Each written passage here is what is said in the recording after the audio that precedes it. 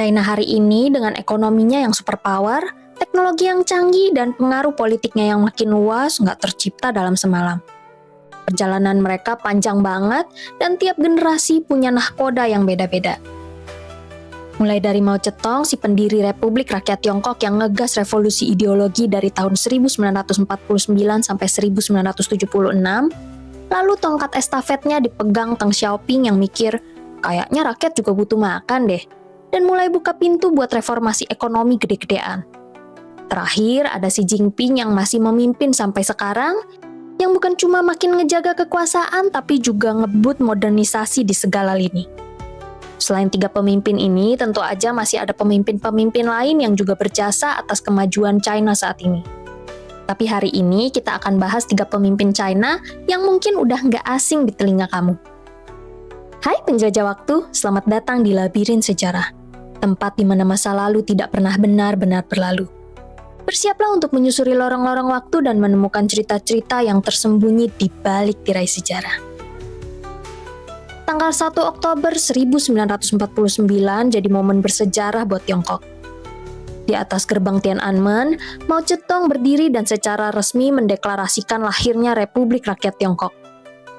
Waktu itu, Partai Komunis menang perang saudara melawan Kuomintang, sekaligus menutup babak panjang kekacauan politik dan campur tangan asing yang udah lama bikin Tiongkok gak tenang.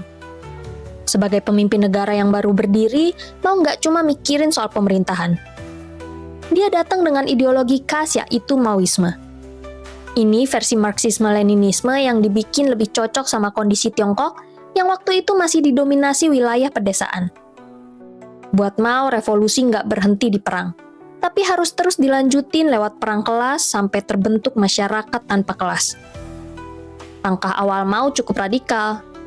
Dia langsung rombak struktur sosial dan ekonomi, salah satunya lewat redistribusi tanah.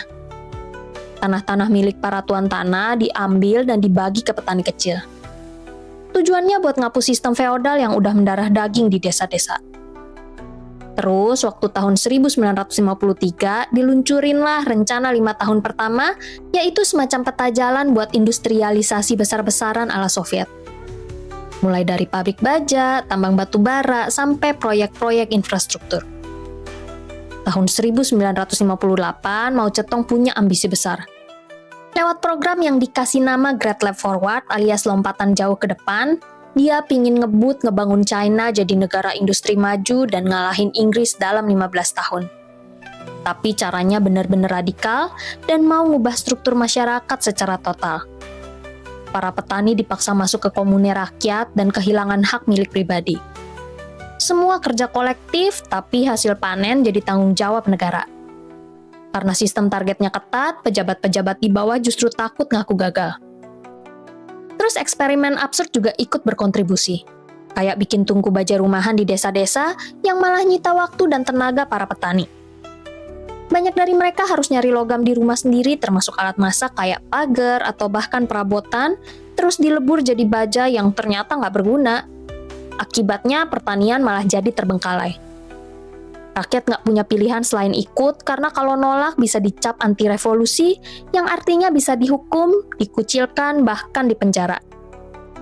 Masalahnya banyak pejabat lokal takut laporan mereka dianggap gagal. Jadi angka produksi sering dimanipulasi dan dibilang panennya melimpah padahal ladangnya kering. Karena laporan palsu itu distribusi makanan jadi ngawur. Beras dikirim ke kota atau ke luar negeri padahal desa-desa kelaparan. Akibatnya jutaan orang tewas karena kelaparan.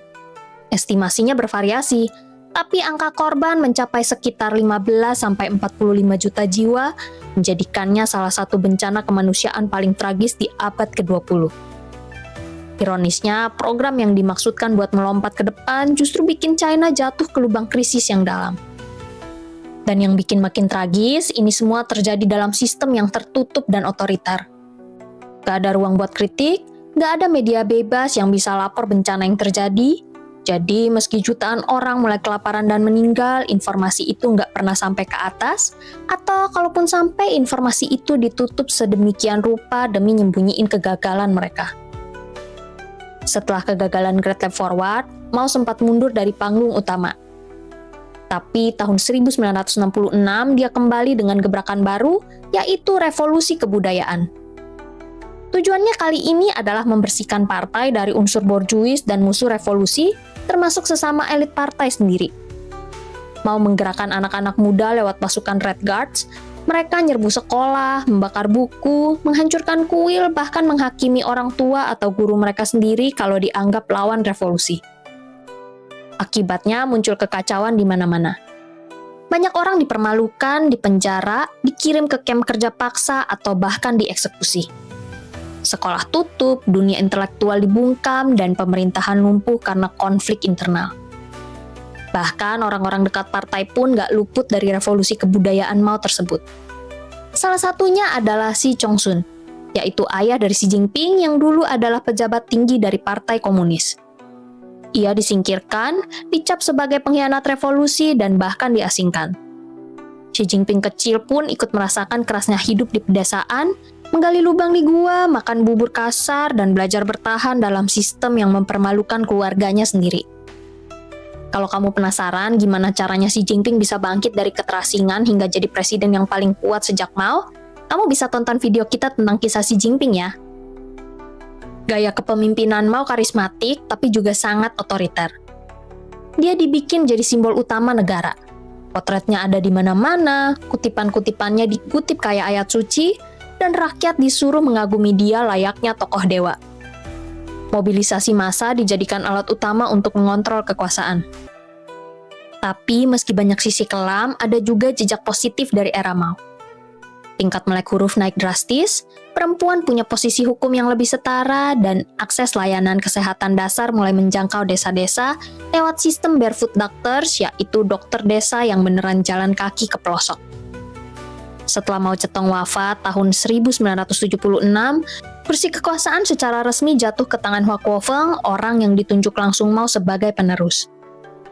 Hua sempat menjabat sebagai Perdana Menteri dan juga Ketua Partai Komunis, dua posisi paling tinggi secara formal. Tapi meskipun jabatannya kelihatan mentereng, pengaruh politik Hua nggak sekuat yang dibayangin. Dia coba nerusin gaya kepemimpinan Mao, termasuk kampanye ekonomi yang serupa. Tapi justru kehilangan dukungan dari para elit partai yang mulai lelah dengan eksperimen politik dan kekacauan ekonomi. Nah, di saat itulah muncul Deng Xiaoping, tokoh senior partai yang sempat disingkirkan selama revolusi kebudayaan.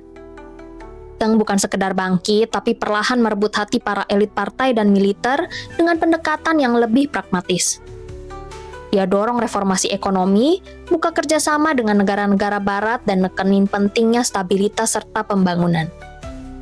Yang menarik, Deng Xiaoping nggak pernah menjabat sebagai presiden, perdana menteri, atau bahkan sekretaris jenderal partai. Tapi dia menguasai posisi strategis kayak ketua Komisi Militer Pusat, ketua konsultatif politik Tiongkok atau CPPCC, dan anggota senior Politbiro. Lewat jabatan-jabatan inilah Deng mengendalikan militer, kebijakan negara, dan arah masa depan partai yang menjadikannya pemimpin paling berpengaruh meskipun nggak pernah duduk di singgasana resmi. Karena itu, dia dijuluki Paramount Leader. Bukan jabatan resmi, tapi sebuah pengakuan bahwa dialah penguasa sejati Tiongkok dari akhir 1970-an hingga awal 1990-an. Terus siapa presiden Tiongkok secara formal saat itu? Setelah era Mao, posisi presiden dipegang oleh Li Xianyan dari tahun 1983 sampai 1988. Kemudian digantikan oleh Yang Shangkun dari tahun 1988 hingga 1993. Tapi tetap aja, meskipun mereka pegang jabatan tertinggi secara administratif, kendali utama tetap berada di tangan Deng Xiaoping. Gaya kepemimpinan Deng beda jauh dari Mao. Kalau Mao itu ideolog banget, tapi Deng lebih realistis. Salah satu kutipan terkenalnya adalah, "Gak penting kucing itu hitam atau putih, yang penting bisa nangkap tikus." Artinya, selama suatu kebijakan atau tindakan mampu memperbaiki kehidupan rakyat dan memajukan negara, maka itu layak dipakai apapun label ideologinya. Entah komunis atau kapitalis ala barat. Tahun 1978, Deng mulai gebrakan besar lewat program reformasi dan keterbukaan alias Kaike Kaifang. Langkah pertama, dia bubarin sistem pertanian kolektif. Tanah yang dulu dikelola bareng sekarang dikembaliin ke tiap keluarga petani. Petani boleh jual kelebihan hasil panen dan insentif produksi pun naik. Hasilnya produksi pangan melonjak drastis. Di sektor industri, Teng pelan-pelan masukin unsur pasar. Negara tetap pegang sektor strategis, tapi sektor lain mulai dibuka. Salah satu ide paling berani Teng adalah bikin zona ekonomi khusus di daerah pesisir seperti Shenzhen, yang waktu itu cuma desa nelayan. Di tempat-tempat ini, investor asing dipersilakan masuk, teknologi ditransfer, dan ekspor didorong.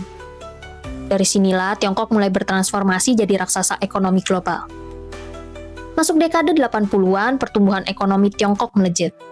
Jutaan orang keluar dari kemiskinan, dan Teng nyebut model ini sebagai sosialisme dengan karakteristik Tiongkok, alias ekonomi pasar yang tetap dikontrol negara. Tak pakai istilah kapitalisme, tapi sebenarnya prakteknya mirip banget. Teng juga punya visi jangka panjang lewat program 4 modernisasi yang fokus ke pertanian, industri, pertahanan, dan iptek. Tiongkok mulai invest besar-besaran di riset, teknologi tinggi, dan pendidikan. Bahkan sejak tahun 1986, Teng ngeluncurin program 863 buat ngejar ketertinggalan di bidang teknologi strategis kayak komputer, bioteknologi, dan dirgantara. Teng juga belajar dari masa kelam era Mao. Dia tahu bahayanya kalau kekuasaan terlalu absolut. Maka itu di tahun 1982 dia dorong perubahan konstitusi dengan masa jabatan presiden dibatasi 2 periode. Padahal dia sendiri nggak pernah jadi presiden. Tapi ini semacam sinyal bahwa Tiongkok nggak boleh balik ke era kultus individu. Dia juga ngejalanin kebijakan Poluan Fanceng, alias ngebenerin kebijakan yang salah dan balikin ke jalan yang benar. Korban revolusi kebudayaan direhabilitasi, sistem hukum dan birokrasi juga dibenahi. Tapi meskipun banyak kebijakannya yang lebih ke arah kapitalis ala barat, Teng tetap pegang teguh prinsip bahwa Partai Komunis adalah satu-satunya pusat kekuasaan.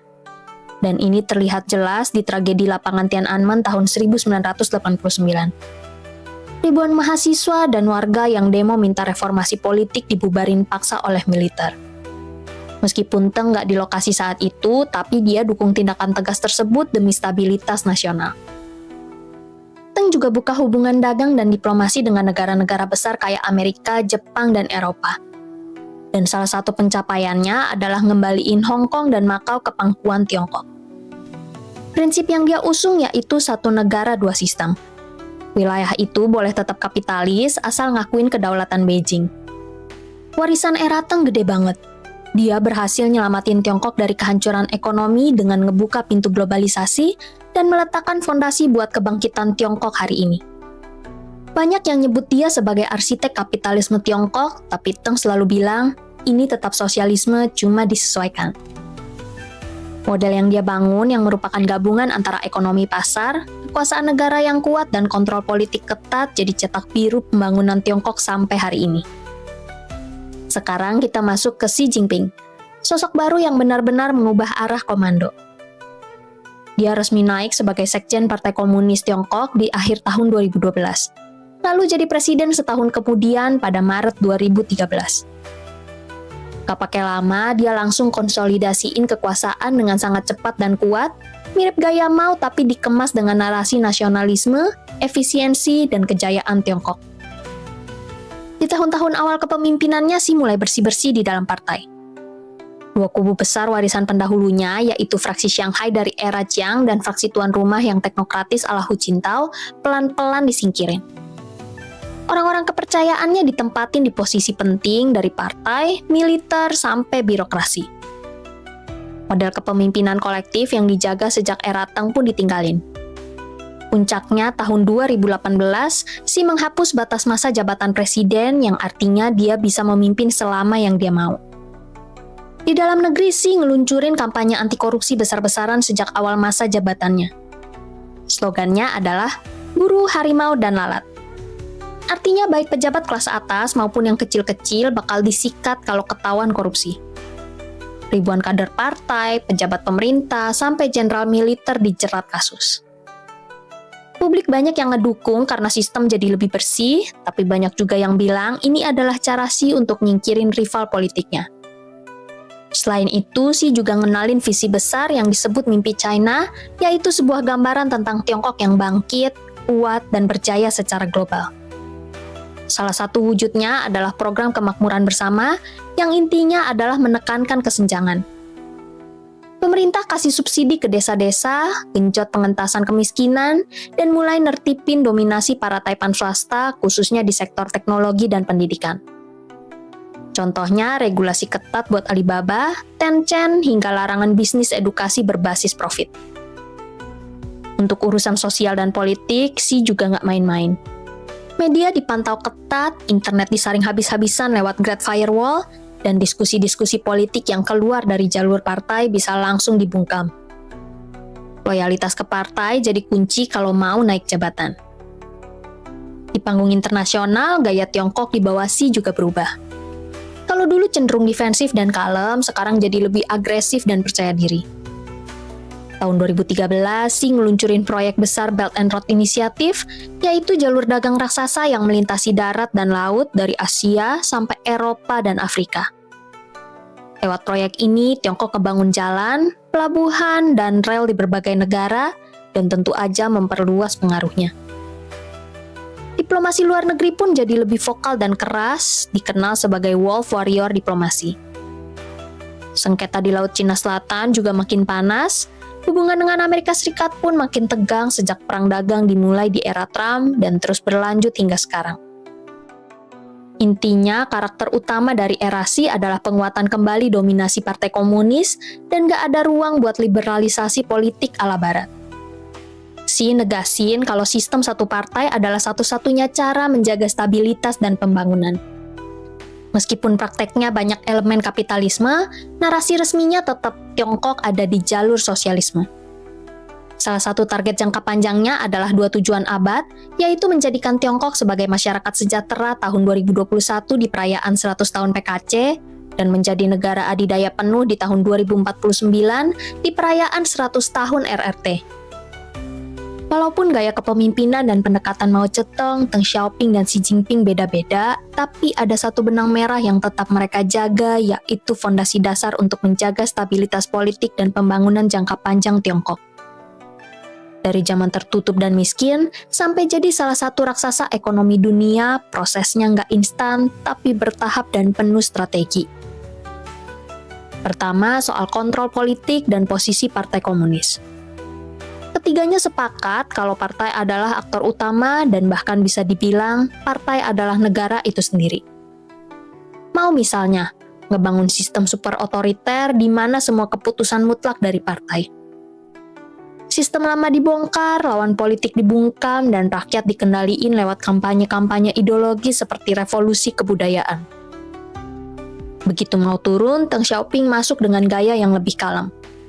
Dia nggak ngubah sistem satu partai, tapi mulai bikin batasan-batasan kayak masa jabatan dan pembagian kekuasaan, biar kekuasaan nggak terlalu terpusat lagi kayak zaman Mao. Nah, di era Xi Jinping justru balik arah dengan menghapus aturan batas masa jabatan presiden di tahun 2018, terus konsolidasiin kekuasaan sampai ke akar-akarnya. Meski cara mereka beda-beda, partai tetap jadi pusat kendali dan stabilitas politik harus dijaga mati-matian. Kedua, soal pembangunan ekonomi.